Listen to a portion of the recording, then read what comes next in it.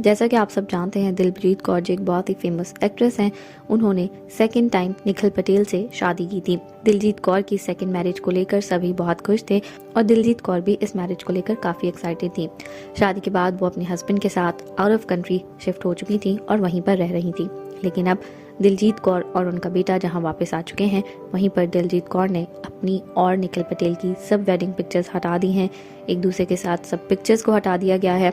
दिलजीत कौर ने अपने बायो से पटेल का नाम भी रिमूव कर दिया है और अब उनकी डाइवोर्स को लेकर काफ़ी चर्चा होने लगी है।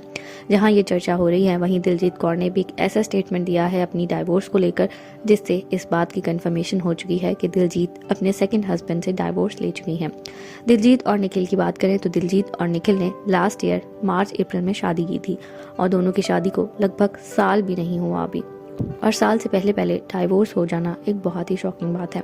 हम सब जानते हैं कि सेलिब्रिटीज़ की लाइफ काफ़ी डिफ़िकल्ट होती है, लेकिन आजकल बढ़ती हुई डाइवोर्स रेट को लेकर सब चिंता भी बहुत कर रहे हैं। हर दूसरी सेलिब्रिटी की डाइवोर्स रूमर सामने आने के बाद नेटिजन शॉक में रह जाते हैं।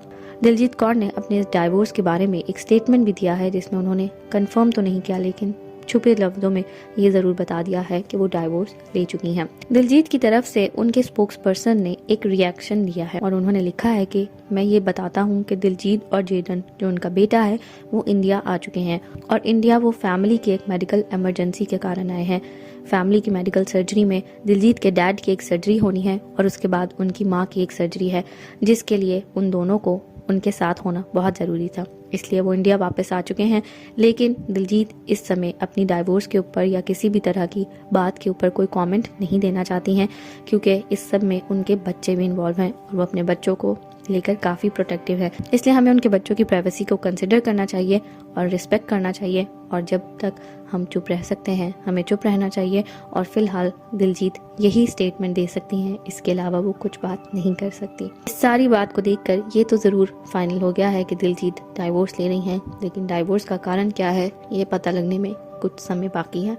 आप इस सब पर क्या कहना चाहेंगे और बढ़ती हुई डाइवोर्स रेट्स पर आपका क्या कहना है, हमें कमेंट्स में बताना ना भूलिएगा।